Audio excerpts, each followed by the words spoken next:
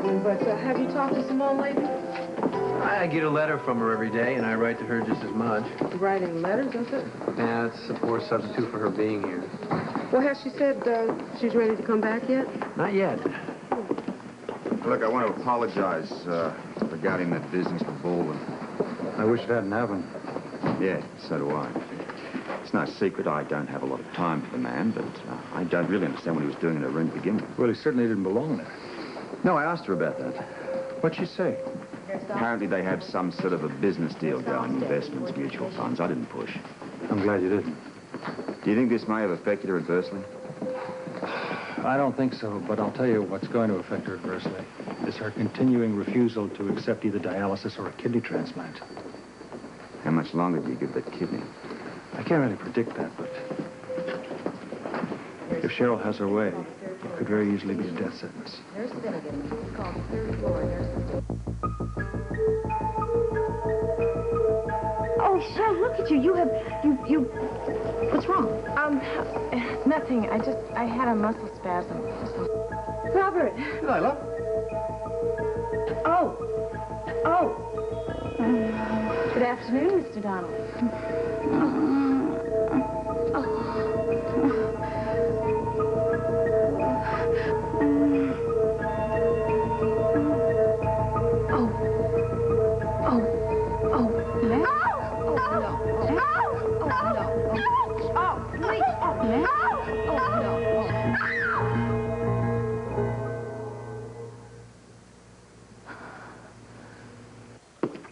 Anna, I'm home.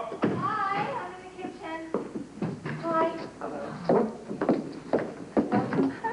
Thank you. It's nice to be home. Did you have a good trip? Yeah, it was very successful. Oh, you got your manager. Yeah, top-notch man. Great. You can spend more time here with me. Well, that was the intention from the very beginning. I'm very pleased. So am I. It's awfully quiet around here. She's away. She's come to stay with a friend. And I gave her Linda night off, too. Oh, really? What, were you planning something? Maybe?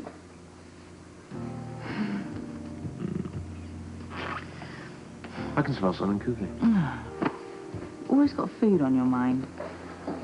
Okay, guilty as charged. Oh, I'm such a lucky man. I can prepare myself for what? Roast beef, boiled potatoes, and Yorkshire pudding. Well, no, cheeseburger, baked beans, and frozen apple pie. Oh, I was close. Epicurean delight, nonetheless. Yes, well, you'll love it now. So tell me about this manager type. Well, he's absolutely everything I was looking for. He has all the right attributes. Yes. He's very charming. Mm-hmm. He's warm. Mm-hmm. And, he's cultured. Oh. And he's big enough to bounce anyone who happens to get out of line. Perfect. Yeah. I am a winner. Oh. Yes, you are. You got me.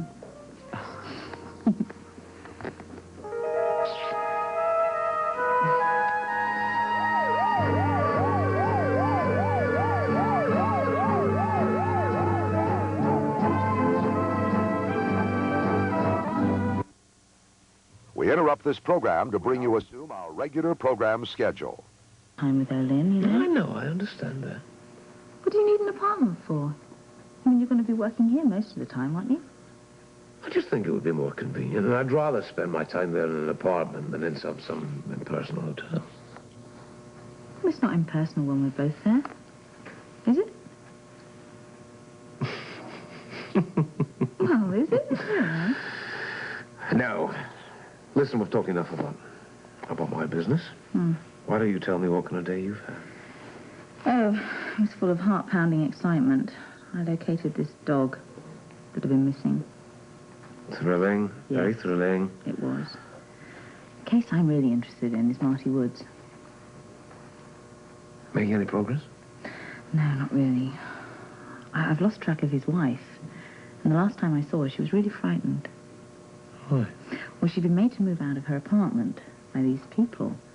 And I saw her just after that. And she was just so scared of being followed, she wouldn't give me her phone number or where I could reach her or anything. So you're not getting any closer to finding this Marty Woods? No, not at all. Robert doesn't think we've got a prayer. Oh, well, of course, Robert would know, wouldn't he? Anyway, we found out that this Marty Woods character was mixed up with the Carter mob. I don't know, I just think something's happened to him. I just feel it, you know?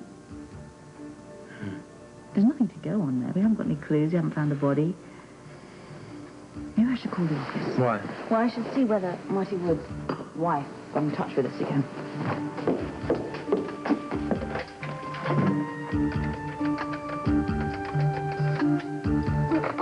Why are you trying to stop me from calling Mr. Kinley? You just called the WSB 15 minutes ago. He could be there now. If the man is in his senses, he's already at home. Look at the time. Right? It's not that late. It's too late to call him in his office. Do all WSB big shots have a 9-to-5 job? Why don't we just wait and call him first thing in the morning, all right? You are going to Washington with me, aren't you? You said We you are were. going to go to Washington. For sure it's not going to be a wild goose chase, all right? What?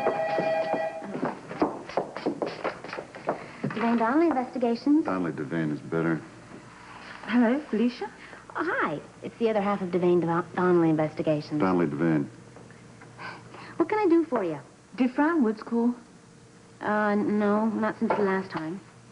Okay, well, if she does, will you call me and let me know? I sure will. Right, Duke and I are going to be over later. We want to talk to Sean about Cheryl, so we'll be over there after dinner. Oh, are you going out, or are you doing the cooking? I'm cooking. What are you cooking? Something. English? Steak and kidney pie? Well, burgers and beans. Yuck. I know. I'll see you when you get here. What was all that about? She wanted to know if Fran Woods had called, and she also said that her and Duke are going to come by and talk to you about Cheryl. Cheryl. I don't know if anything's new there. I haven't talked to Tiffany yet today. You know where she is? No, she said something about going to the TV station and have a meeting with Colton. I'll call her there then. Let's talk about going to Washington in the morning. Alicia, why don't you just give it a rest, all right? Never. Okay. Okay, I surrender. Talk. Now, Scott, I've been meaning to thank you again for the good job you did defending me in court. Well, it wasn't as good as I liked. Well, you know, you couldn't have done better. I mean, there's no way I couldn't have gotten off without some sort of penalty. Suspension and 100 hours of community service is a real break, thanks to you. Well, how many hours have you already done? About 10 so far. Working with disadvantaged kids, it's real satisfying. Yeah, I bet it is. But you were suspended from the hospital. What are you doing hanging around up here? I just came by to see Dad, talk to Irma, kind of keep up on things, you know. Well, you know, it's a good idea to stay abreast of things. Yeah, I think so. Look, Scott, is it that bright in here? Oh, the sunglasses, huh? Ah, looks as if you've been in a scrap, or did you just walk into a door? Well, what happened was I got up in the middle of the night, and I didn't turn lights on, and I ran right into the medicine cabinet. How those things happen. Yeah. Next time, turn the light on. How we feeling? Oh, sort of put upon. What's bothering you? Me. Oh, well, if you do what the doctors tell you, you'll be up and about in no time. You've always been an optimist. No, as a matter of fact. I tell you what. You know what you need? No, what? When Robin was in hospital, I used to tell her these stories. I made them up myself. Yeah.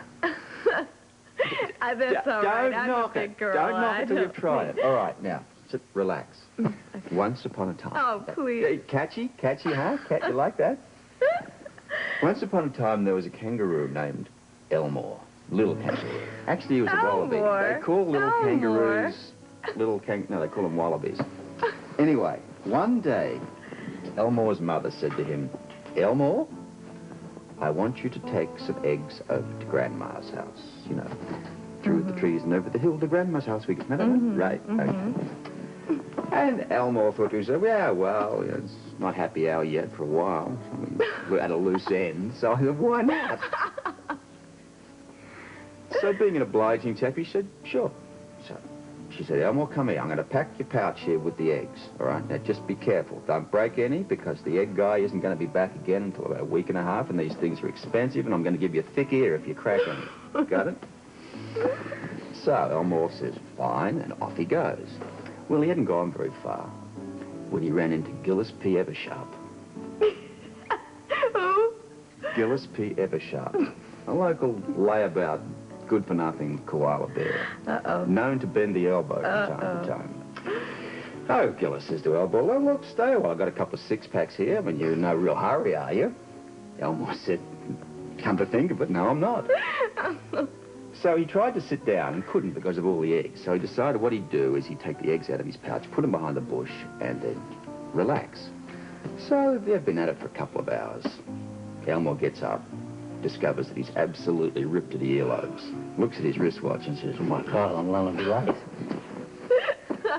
Gets up to retrieve the eggs, right? Trips on a rock, does a header right into the bush, breaks the lock. Okay, Right? yeah, and the moral of the story is... Never drink on an empty pouch. Now, also, this gets worse. It gets worse. You see, Elmore also had a list, but he was behind in dues to his elocution teacher, and the guy was threatening to... Oh. You all right? Oh. Hang on, I'll get out.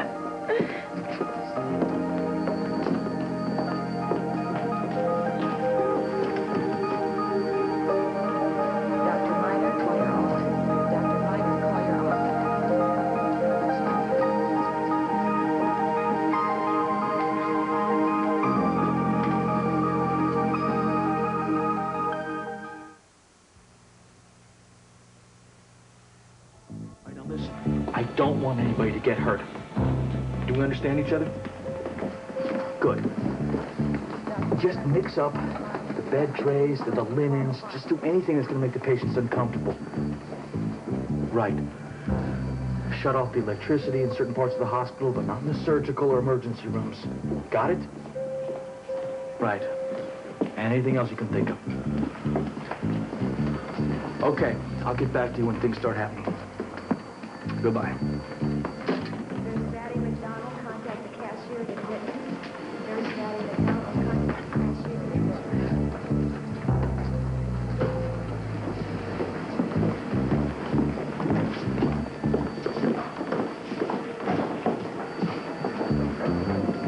What the hell is going on?